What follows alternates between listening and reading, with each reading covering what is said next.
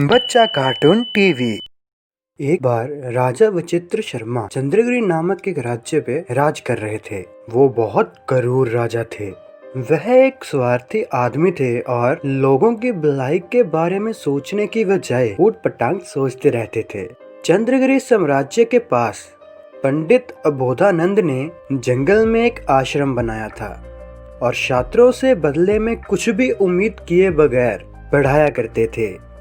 उस राज्य में हर कोई बोधानंद को बहुत पसंद करता था और साथ ही बहुत सम्मान भी देता था। लोगों की बातों के माध्यम से राजा को बोधानंद के बारे में पता चल गया तो वो क्रोधित हो गया। उसे पसंद नहीं आया कि लोग एक आम आदमी को सम्मान दे रहे हैं और उसने बोधानंद को सताने का फैसला किया। एक दिन उसने सभा में बोधानंद को बुलाया और उससे कहा, मैं तुम्हारे बारे में बहुत खतरनाक बातें सुन रहा हूँ बोधानंद। मैंने तुम्हें इसकी सफाई देने के लिए ही बुलाया है। राजा, मैं आपके राज्य में शांति से रहने वाला एक आम नागरिक हूँ। आपने मेरे बारे में क्या सुना है? तब विचित्र ब्रह्मा ने गुस्से में कहा, तुम्हारी चालाकी मेरे सामने काम नहीं करेगी बोधानंद। मुझे जानकारी मिली है कि तुमने आश्रम की स्थापना की है और अपनी शिक्षा के माध्यम से लोगों को गलत बातें बता रहे हो। ये सुन के बोधानंद चिंतित हो गया और समझ गया राजा उसे गलत इरादे से दोषी ठहरा रहे हैं। लेकिन उसने राजा से बड़े ही प्यार से कहा, राजा, मैं किसी भी विश्वासघातक गतिविधियों में शामिल नहीं हूँ। मैं छात्रों को शास्त्र सिखाता हूँ और शांति से अपना जीवन जीता हूँ। आपने गलत सुना है। अगर तुम्हें लगता है कि तुम शास्त्रों के ज्ञाता हो तो मैं तुमसे 3 प्रश्न पूछूंगा। उनका जवाब दो मुझे। राजा, पूछिए, मैं उनका जवाब देने की कोशिश करूँगा। कोशिश? अगर तुम उन 3 सवालों का जवाब नहीं दे पाए तुम्हें मृत्यु दंड दिया जाएगा। सोच समझ कर जवाब देना।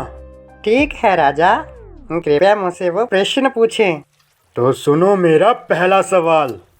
मेरे सर पर इस मुकुट के साथ मेरा क्या मूल्य है?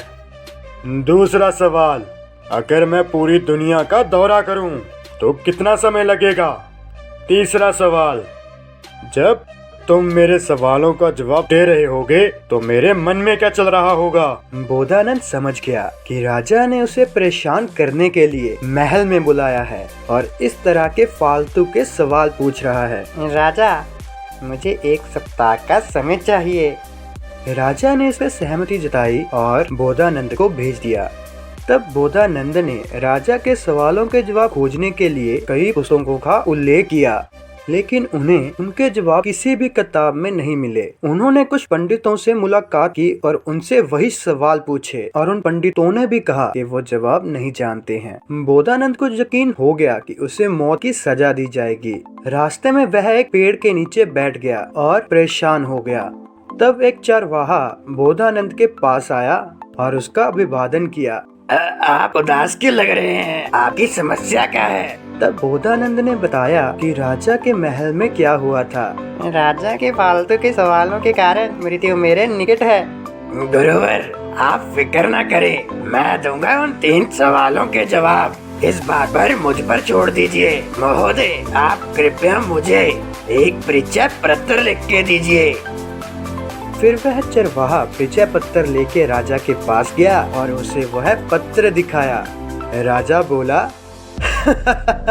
गुरु की बजाय उसका चेला मरने के लिए चला आया। ठीक है, मुझे मेरे प्रश्नों के जवाब दो। राजा, आपके पहले प्रश्न का उत्तर है आपका मूल्य विक्रम चक्रवर्ती के मूल्य से बस 1 सोने का सिक्का कम है। यह सुन के विचित्र वर्मा बड़ा खुश हुआ।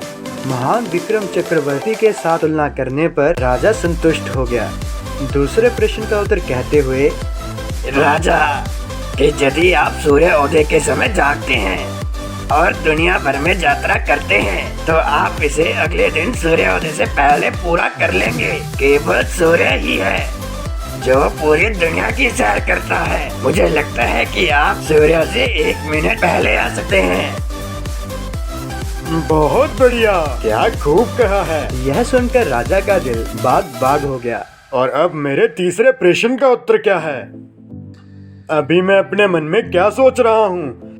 राजा, आप सोच रहे हैं बोधानंद का छात्र हूँ, लेकिन ये सत्य नहीं है। मैं एक चरवाहा हूँ। इससे विचित्रवर्मा चौंक गया और उसने चरवाहे से कहा, मैंने सोचा था कि महान पंडित भी मेरे सवालों का जवाब नहीं दे पाएंगे। एक सामान्य चरवाहा भी मेरे सवालों का जवाब देने के लिए पर्याप्त दिमाग रखता है। राजा हंसा और उसने चरवाहे को कुछ अनमोल उपहार दिए। बोधानंद के लिए लिखा माफी पत्र राजा ने चरवाहे को दिया और बोधानंद को देने के लिए कहा। तब बोधानंद ने चरवाहे की तारीफ की, क्योंकि उसने अपनी बुद्धि का उपयोग करके उसे मृत्यु से बचाया था। उन्होंने उस चरवाहे को अपने छात्र के रूप में स्वीकार किया और उसे शास्त्र पढ़ाने लगे।